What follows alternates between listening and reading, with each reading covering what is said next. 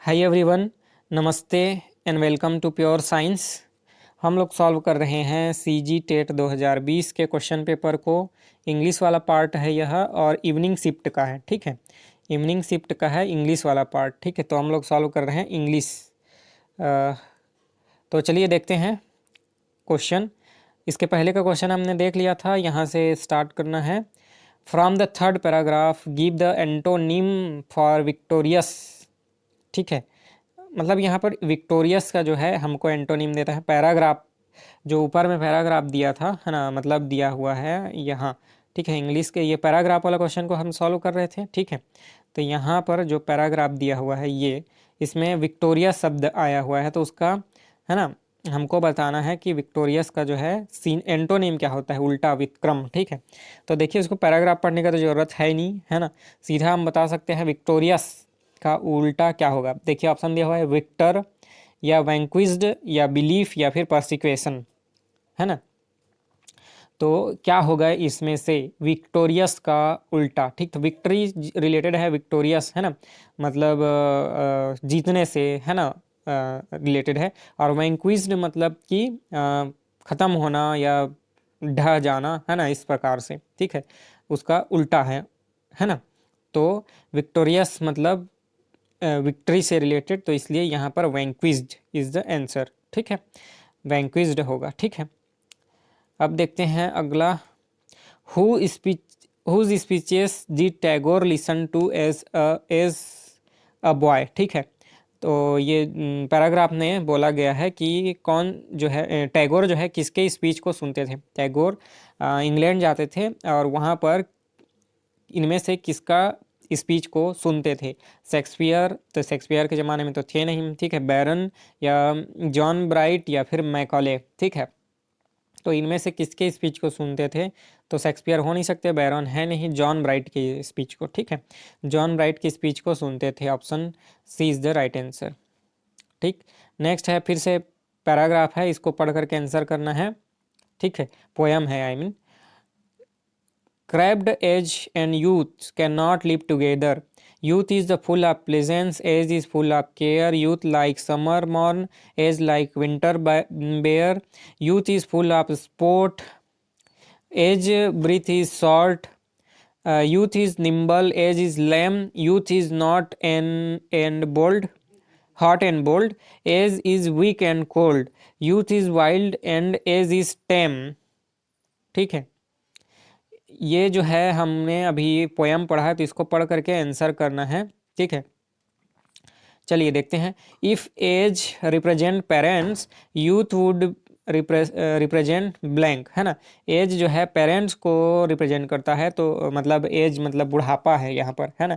As का meaning है बुढ़ापा और यूथ मतलब युवावस्था। ठीक है, तो एज जो है पेरेंट को रिप्रेजेंट करता है, तो यूथ यानी युवावस्था किसको रिप्रेजेंट करेगा, ग्रैंड पेरेंट को कि चाइल्ड को कि कजिन को या रिलेटिव्स को। ठीक है, तो सीधी सी बात है, चाइल्ड को ही रिप्रेजेंट करेगा ना। ठीक है, एज मतलब बुढ़ापा प्रेजेंट करता है पिताजी के मतलब पेरेंट्स के, है ना, एज को। ठीक है, तो यूथ का एज जो है उसके बच्चे को रिप्रेजेंट करेगा। ठीक है, तो यहाँ पर क्या होगा, चाइल्ड। ठीक है, अगला प्रश्न देखते हैं।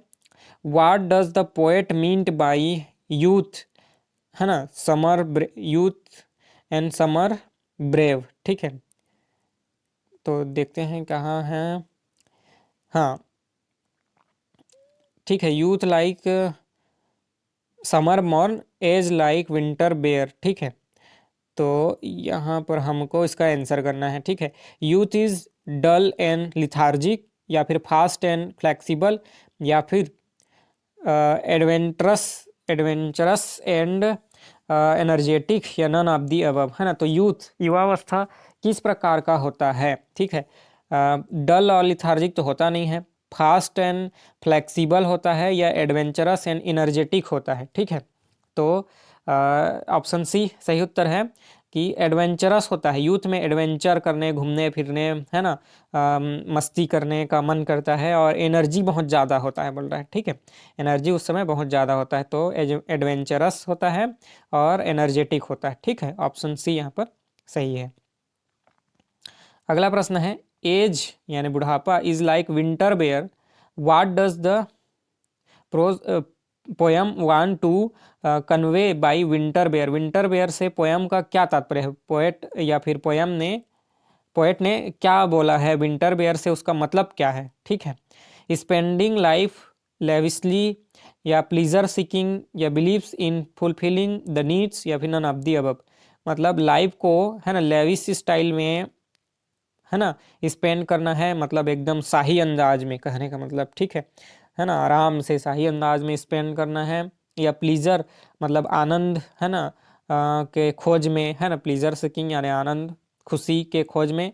या believe in fulfilling the need, है ना, कि आवश्यकताओं को पूरा करने में। ठीक है, तो विंटर बेयर का यहाँ पर मीनिंग क्या है? ठीक है, इसका सही मीनिंग है believes in fulfilling the need, है ना, अपनी आवश्यकताओं को जो भी हम चाहते हैं उसको पूरा करना, है ना। विंटर बेयर का मतलब है believes in fulfilling the needs.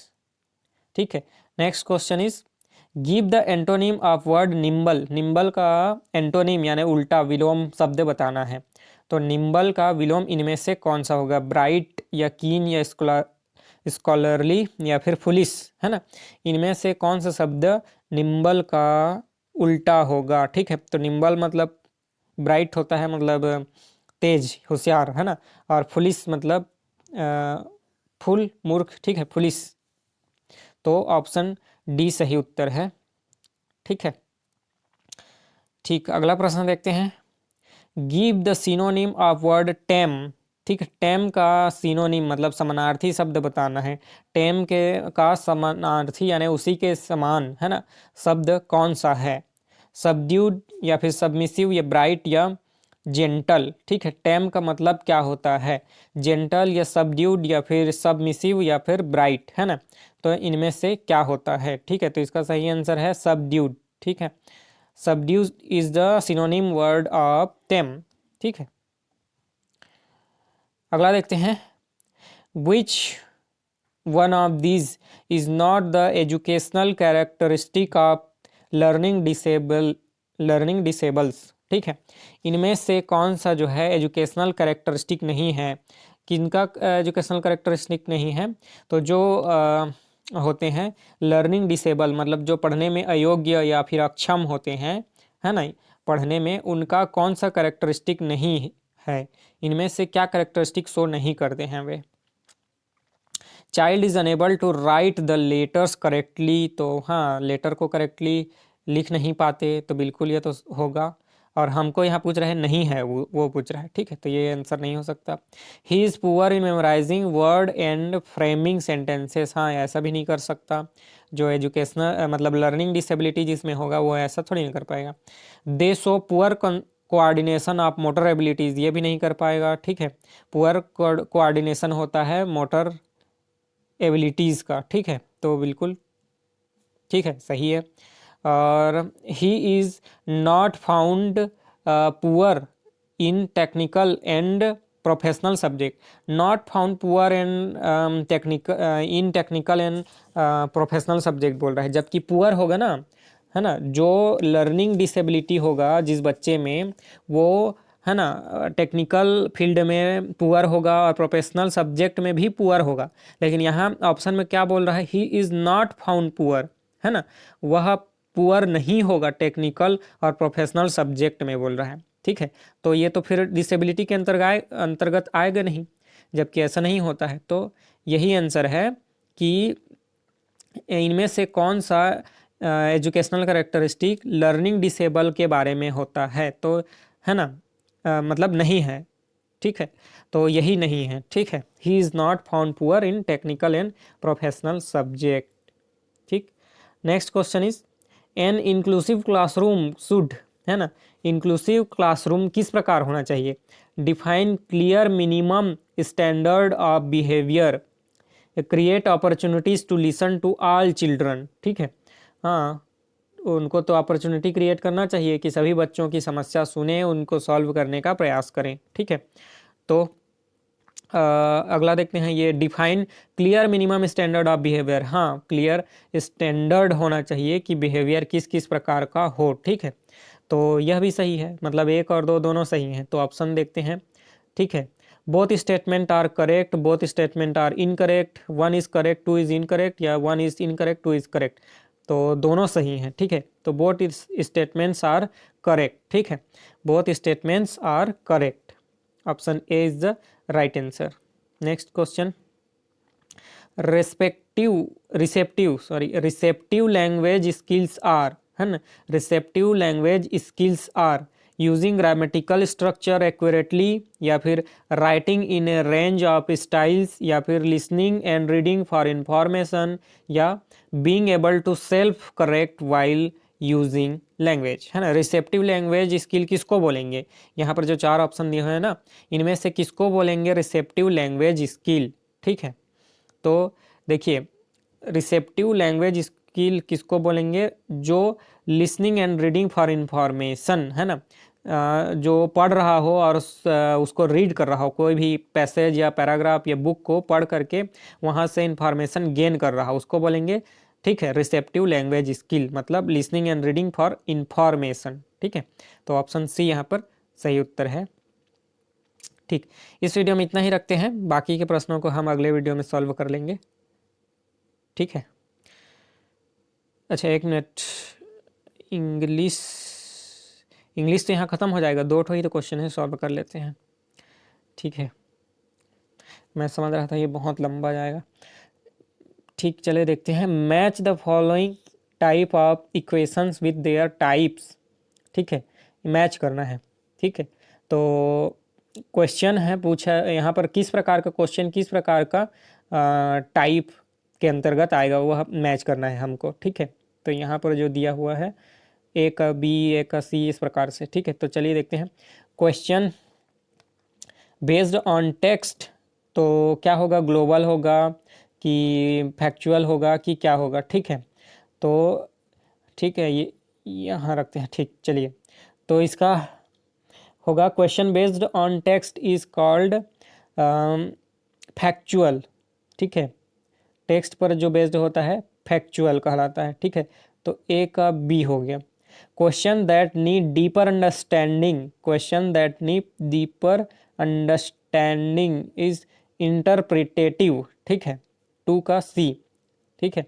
Question where personal opinion is needed, question where personal opinion is needed, personal opinion ना, ठीक है, तो इवेल्युएटिव, ठीक है। Question based on central ideas of theme, ठीक है। तो 4 का फिर ए ही बचा, ठीक है। तो ये यहाँ और ये यहाँ, ठीक है।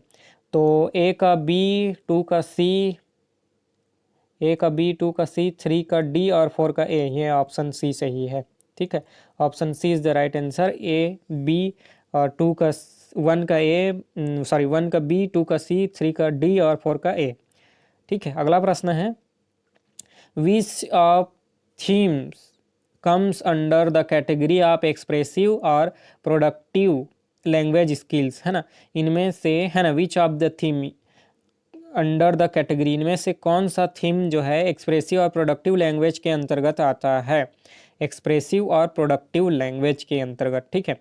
लिसनिंग एंड स्पीकिंग, या फिर रीडिंग राइटिंग, या फिर लिसनिंग राइटिंग, या फिर स्पीकिंग और राइटिंग। तो स्पीकिंग एंड राइटिंग मतलब बोल पाना और लिख पाना, ठीक है, ये आता है एक्सप्रेसिव और प्रोडक्टिव लैंग्वेज के अंतर्गत, ठीक है। एक्सप्रेसिव या फिर प्रोडक्टिव लैंग्वेज के अंतर्गत आता है स्पीकिंग एंड राइटिंग, ठीक। तो इंग्लिश वाला पार्ट यहाँ पर ख़त्म होता है।